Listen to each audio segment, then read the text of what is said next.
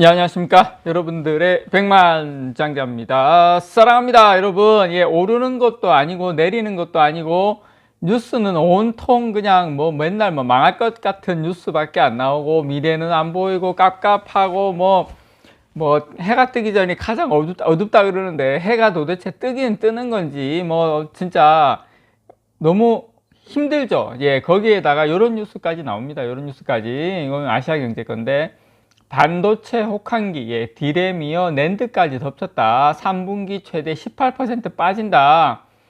트렌드포스 하향 전망치가 한 최고 13%였는데 지금 최고 18%까지 뭐 조정을 겪는다. 3분기 뭐 어떤다. 저 디램에 이어서 낸드 플래시까지 2분기 대비 18% 빠진다. 어쩐다 저쩐다. 모든 지금 뉴스가 뭐 이렇게 좋은 뉴스는 하나도 없어요. 뭐 좋은 뉴스가 이게 좀 웃긴 게 좋은 뉴스도 안 좋게 해석해. 뭐든지 그냥 모든 악재가 그냥 다 녹아있는 그런 상황입니다. 지금 상황이.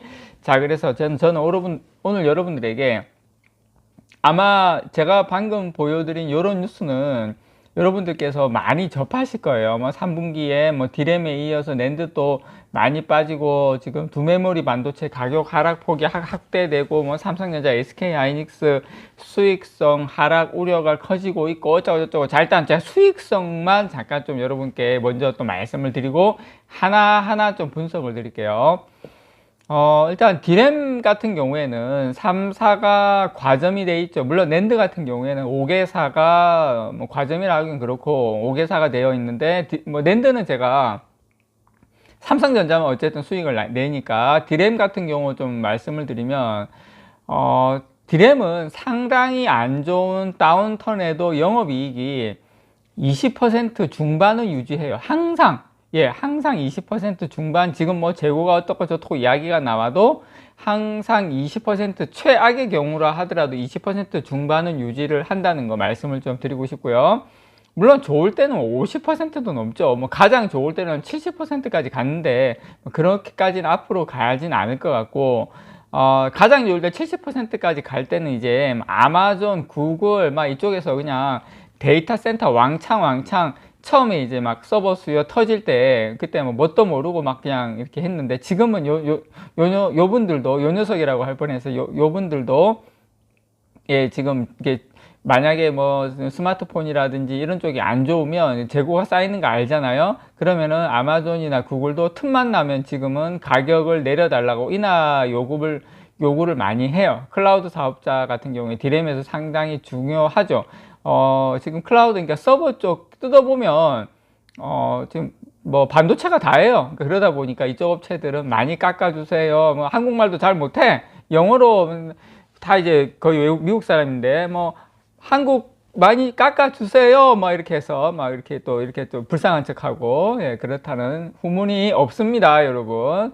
자, 그래서 어쨌든 지금은 갑작스런 이 하이퍼 인플레이션, 갑작스럽게 인플레이션 심화가 되다 보니까 이제 수요가 갑작스럽게 이제 지금 이제 꺾인 건데, 지금 뭐 여러분도 아시는 것처럼 뭐 지금 2분기 대비 3분기도 안 좋고, 제가 봤을 때는요, 제가 이렇게 뭐 지금 4분기까지 가격 하락세가 이어질 거라고 여러 뭐 트렌드 포스도 그렇고 쭉 보면 보고서나 돌아가는 거 보면 3분기보다 4분기는 더 안 좋을 것 같아요. 자, 여기까지만 말씀을 드리면 백만장자가 아니죠. 그리고 여러분들께서 이것까지는 다른 뭐 뉴스라든지 다른 쪽에서 이야기를 다 하는 걸 거예요. 자, 근데 제가 지금부터 이제 여러분들에게 제가 가지고 있는 여러분들께 좀 생각을 좀 말씀을 드릴게요. 자, 예전에는 사이클이 뭐 1년 반마다 변했어요. 어느 시점부터 뭐 1년마다 변하다가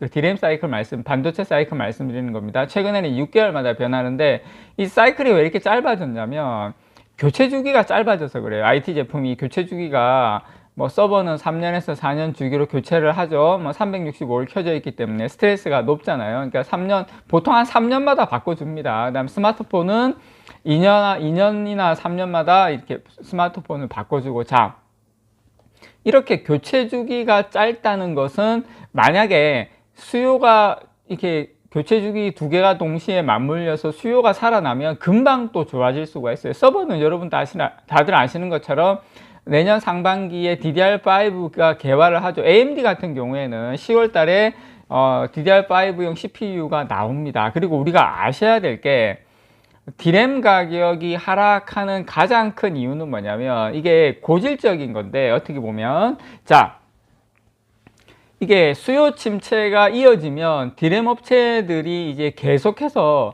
재고를 쌓아둘 수가 없어요. 그러니까 무슨 말이냐면, 자, 수요가 침체가 됐어요. 그런데 우리가 공급자들이 공급을 조절하면 되잖아요. 수요가 줄어도 공급을 적게 하면 당연히 가격을 비싸게 받을 수 있고, 뭐 비싸게는 아니더라도 잘 받을 수 있는데, 자, 수요가 침체가 됐어요. 자, D램 업체들이 재고를 쌓아둘 수 없는 이유가 뭐냐면, 반도체 공장은 이 365일 돌아가요. 그러다 보니까 계속 웨이퍼를 넣어야 되죠. 계속 웨이퍼를 넣어야 되니까, 그러다 보면 이제 수요가 안 받쳐주면, 수요 단에서 재고가 쌓여져 있으면 어떻습니까? 공급 재고도 계속 재고가 쌓이게 되겠죠. 그러니까 재고를 뭐 계속 쌓아둘 수는 없으니까, 어느 정도 재고가 쌓이면 이제 가격 유지가 어려운 거예요. 그래서 이제 아무리 지금 뭐 과점된 D램 같은 경우에 3, 4만 있다 하더라도 계속 가격 유지가 어려운 거예요. 가격 유지하다가 지금 이제 3분기부터 무너지고, 제가 봤을 때 4분기에는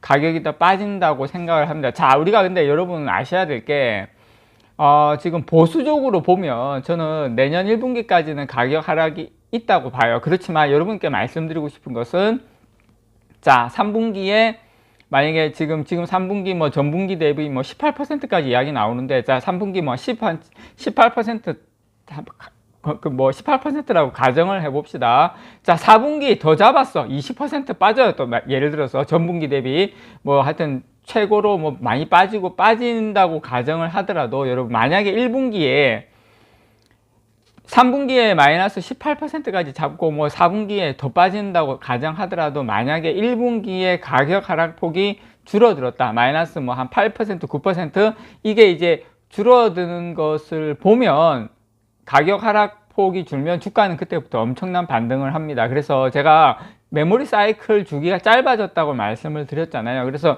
이게 그렇게 길게 가진 않을 거고, 어느 순간에서 마이너스가 적게 줄어들 때는 주가는 강한 반등이 일어날 수도 있다. 자, 그리고 저는 삼성전자가, 제가 이제 조만간 이 영상 또 만들겠지만, 삼성전자가 지금 55,700원이 최저점인데 깰 수 있죠. 갈 수도 있죠. 갈 수는 있지만 그렇게 그 가격에 오래 있지 않는다. 저는 그렇게 생각을 해요. 자, 삼성이 할인된 가격에서 6만원 밑도 저는 그렇게 오래 있지 않는다고 생각을 하거든요. 그래서 여러분께 그 부분은 말씀을 드릴게요. 오늘 포인트는 할인된 가격에 갈 수는 있겠지만 그 가격에 오래 있지는 않는다. 자, 강남 아파트가 요즘 뭐 부동산 가격 빠진다 막 이렇게 이야기하는데, 물론 빠질 수 있죠. 다 빠질 수는 있는데, 강남은 가장 인기 있는 지역은 그 싼 가격에 그렇게 오래 있지 않는다. 생각보다 마지막까지 버티다가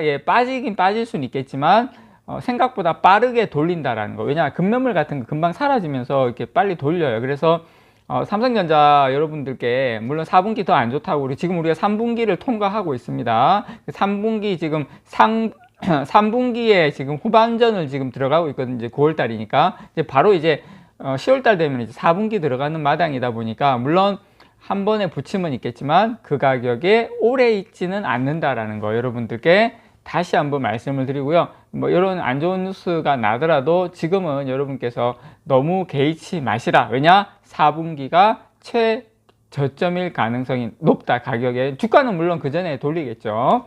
이상 여러분들의 백만장자였습니다. 사랑합니다, 여러분.